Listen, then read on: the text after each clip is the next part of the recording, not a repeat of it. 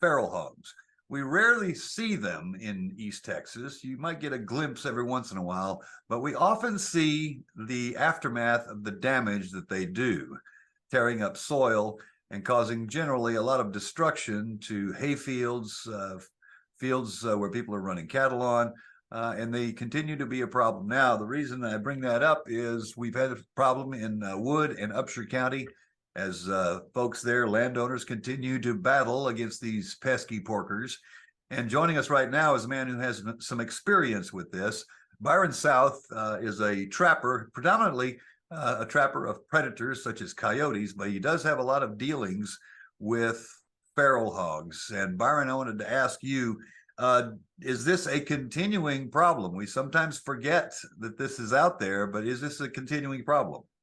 Yes, sir. I mean, there's a lot of, some guys will allow you access to where the hogs stay, and so you can't really deal with them. So that causes, some problems for the adjacent landowners, that are trying to deal with them. And the hogs are very smart. So, I mean, you push them around and they're hard to deal with. So a lot of guys are trapping or shooting them, on site. So, and they get very smart very fast, I mean, to the trapping.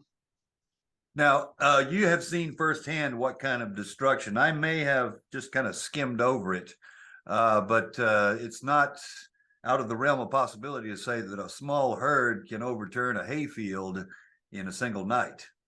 Absolutely, absolutely, I can. Yeah, I've seen it multiple times, and right now this time of year the acorns are sour and they're going away, and things hadn't really springed up that much, so there's a lot of rooting going to go on this time of year. And just right before the guys start, getting their hay crops ready.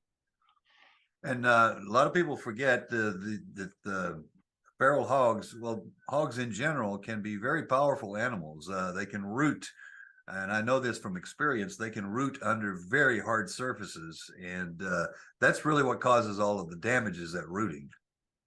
Yes, sir. And they're real destructive as well as to the fawns are going to start dropping, and they will act as a predator. Sometimes I've seen them kill fawns and anything that nests on the ground. Like we're trying to get turkeys reestablished in East Texas. Turkeys nest on the ground, so it's quail.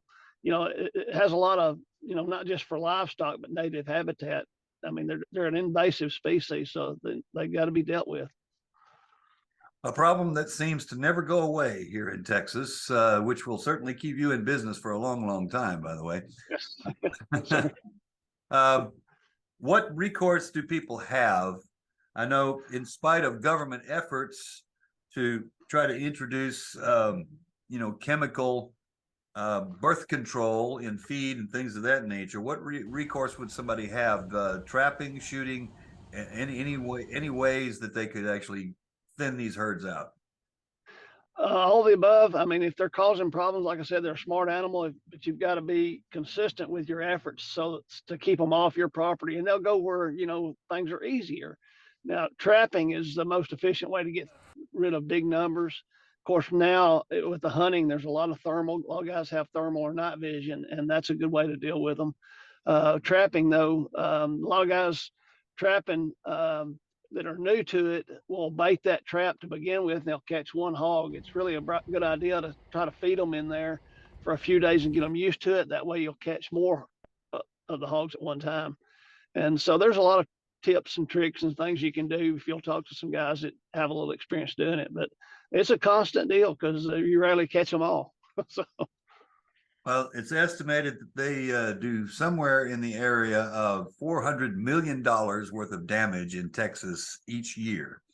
So obviously this is a problem that we're going to continue to have to deal with, but hopefully you won't be overwhelmed. Yes, sir. Thank you. All right. And we will have much more on this story tonight on KLTV 7 News. For KLTV Web Extra, I'm Bob Hallmark.